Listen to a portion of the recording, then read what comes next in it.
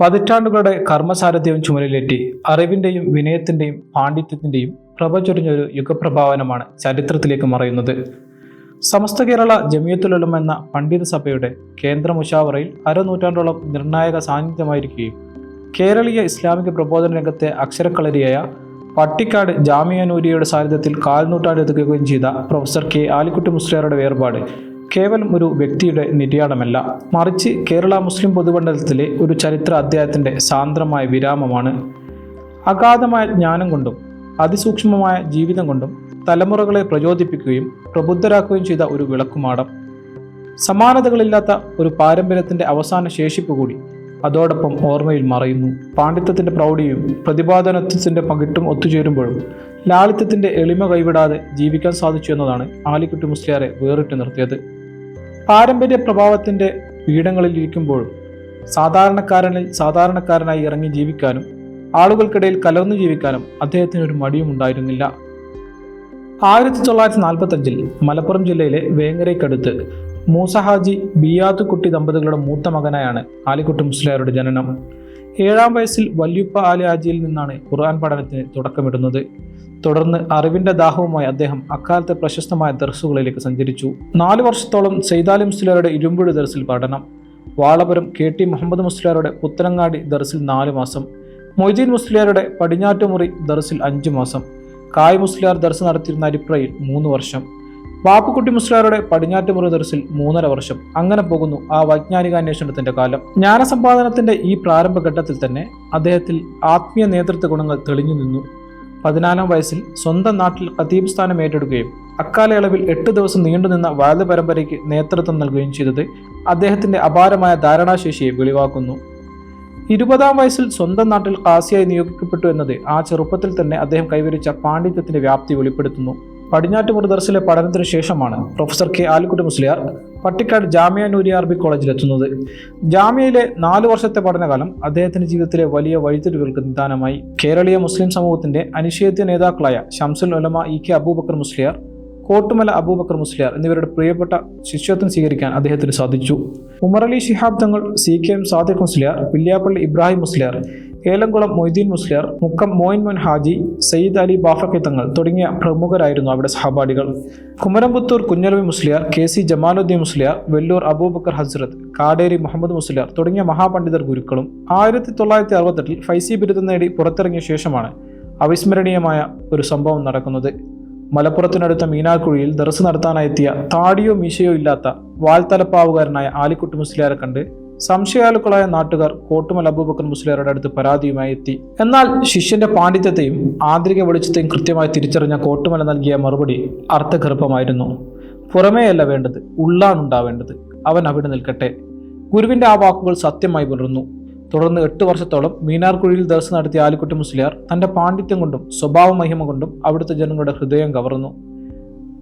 ഒരാഴ്ച മാത്രം സ്കൂൾ പഠനം നടത്തിയ പ്രൊഫസർ ആലിക്കുട്ടി മുസ്ലിയാർ പിന്നീട് ബഹുഭാഷകൾ കൈവരിച്ച അപാരമായ പ്രാവീണ്യം ആരെയും അത്ഭുതപ്പെടുത്തുന്നതാണ്. ജാമിയ നൂരിയയിൽ പഠിക്കുന്ന കാലത്ത് സഹപാഠിയായ സയ്യിദ് ഉമർ അലി ശിഹാബ് തങ്ങളിൽ നിന്നാണ് അദ്ദേഹം ഇംഗ്ലീഷ് ഭാഷ അഭ്യസിക്കുന്നത്. തങ്ങളെ ഗുരുവായി സ്വീകരിച്ച് പഠനം ആരംഭിച്ച അദ്ദേഹം വൈകാതെ ഇംഗ്ലീഷ് ഭാഷയിൽ അത്യുന്നതി കൈവരിച്ചു. ജാമിയയിൽ ശനിയാഴ്ചകളിൽ KP ഉസ്മാൻ സാഹിബ് നടത്തിയിരുന്ന ക്ലാസുകളിലൂടെ ഉറുദു ഭാഷയും സ്വായത്തമാക്കി. അറബി, ഇംഗ്ലീഷ്, ഉറുദു, മലയാളം ഭാഷകളിൽ ഒരുപോലെ പ്രഭാവം ചെലുത്താൻ സാധിച്ചതോടെ സമസ്തയുടെ അതിരുകൾ കടന്ന ആഗോളമുഖമായി അദ്ദേഹം മാറി. കേരളത്തിന്റെ അതിർത്തികൾക്കപ്പുറത്തേക്ക് ഇസ്ലാമിക പാണ്ഡിത്യത്തെയും സുന്നി ആശയങ്ങളെയും സമർത്ഥമായി അവതരിപ്പിക്കാൻ പ്രൊഫസർ ആലിക്കുട്ടി മുസ്ലിയാർക്ക് സാധിച്ചു.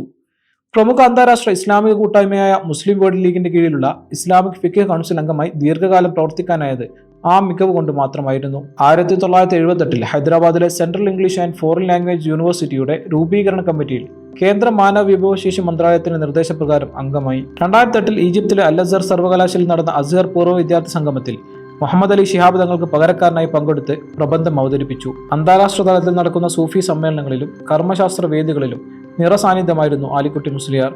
2011 ലിബിയയിൽ മുഅമ്മർ ഗദ്ദാഫിയുടെ നേതൃത്വത്തിൽ നടന്ന അന്താരാഷ്ട്ര സൂഫി സമ്മേളനത്തിലും 2012 മൊറോക്കോയിൽ നടന്ന സമ്മേളനത്തിലും തുടർന്നുള്ള വർഷങ്ങളിൽ ആഫ്രിക്കൻ രാജ്യമായ സെനഗലിൽ നടന്ന സമ്മേളനങ്ങളിലും തസവുഫ് ആധാരമായുള്ള അപൂർവ പ്രബന്ധങ്ങൾ അവതരിപ്പിച്ച് അന്താരാഷ്ട്ര ശ്രദ്ധ നേടി.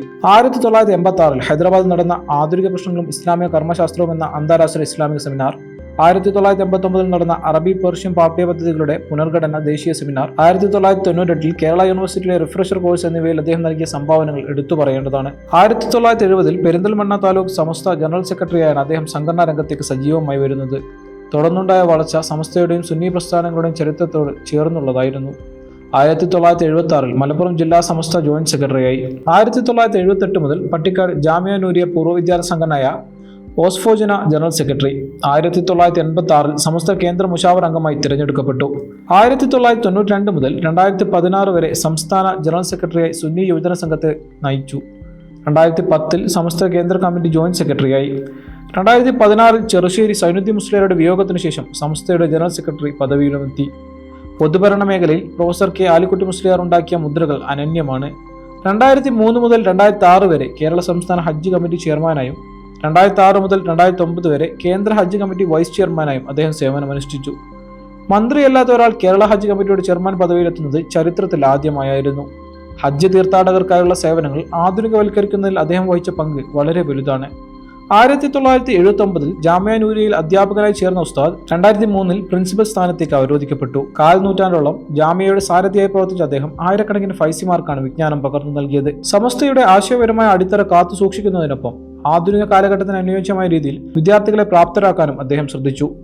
ഇതിനു പുറമെ കേരളത്തിലുടനീളമുള്ള ഒട്ടനവധി പ്രമുഖ സ്ഥാപനങ്ങളുടെ അമരക്കാരനായിരുന്നു അദ്ദേഹം. Vettathur Anwarul Huda Islamic complex general secretary, Thirurkkad Anwarul Islamic വിദ്യാഭ്യാസ complex vice president, Ponnani Mainathul Islam Arabic college president, Vadakara Ujjathul Islam Islamic complex president, സംസ്ഥാന Muslim orphanage coordination committee vice president തുടങ്ങിയ വിവിധ പദവികൾ അലങ്കരിച്ചു. നൂറുകണക്കിന് മഹലുകളുടെ കാസിയായും സേവനമനുഷ്ഠിച്ചു. പണ്ഡിതനും പ്രാസംഗികനും ഭരണാധികാരിയും മാത്രമായിരുന്നില്ല അദ്ദേഹം, സജീവമായ എഴുത്തുപുരയുടെ ഉടമ കൂടിയായിരുന്നു. സുന്നി യുവജന സംഘത്തിന്റെ മുഖപത്രമായ സുന്നി അഫ്കാർ വാരിക, സമസ്ത കേരള ജമിയത്തുൽ മുഅല്ലിമീൻ പ്രസിദ്ധീകരണമായ അൽ മുഅല്ലിം മാസിക, അന്നൂർ അറബി മാസിക, തിരൂർക്കാട് ആസ്ഥാനമായി പ്രവർത്തിക്കുന്ന ഡാറ്റ നെറ്റ് പുറത്തിറക്കുന്ന മുസ്ലിം ലോകം ഇയർബുക്ക് എന്നിവയുടെ മുഖ്യ പത്രാധിപരായി സേവനമനുഷ്ഠിച്ചു. 2014 മുതൽ സുപ്രഭാതം ദിനപത്രത്തിന്റെ വൈസ് ചെയർമാനായി പ്രവർത്തിച്ചു വരുന്നു. Kerala Muslim data bank web പോർട്ടലിന്റെ ചീഫ് എഡിറ്റർ ആയിരുന്നു. അദ്ദേഹത്തിന്റെ പ്രധാന കൃതികൾ ഇൻതിദാറുൽ മഫ്ഖൂദ്, ആഗോളതലത്തിൽ ഇസ്ലാമിക മുന്നേറ്റം, പുണ്യഭൂമിയിലേക്ക്, ഫലസ്തീൻ ജൂതർക്കെന്ത് അവകാശം, ദിക്റുകൾ, മുസ്ലിം ലോകം 1421, 1423, 1425 പതിപ്പുകൾ എന്നിവയാണ്. കേരളത്തിലെ മുസ്ലിം നവോത്ഥാന സഭയായ സമസ്ത കേരള ജമിയത്തുൽ ഉലമയുടെ 50 വർഷത്തെ ചരിത്രപരമായ തീരുമാനങ്ങളിൽ പങ്കാളിയാവുകയും അതിന് ദിശാബോധവും നൽകുകയും ചെയ്ത പണ്ഡിതരിൽ അവസാനത്തെ കണ്ണിയാണ് പ്രൊഫസർ കെ ആലിക്കുട്ടി മുസ്ലിയാർ. വിയോജിപ്പുകളിലും സമവായത്തിന്റെ ഭാഷ കണ്ടെത്തിയ സമചിത്തയുടെ പ്രതീകമായിരുന്നു അദ്ദേഹം.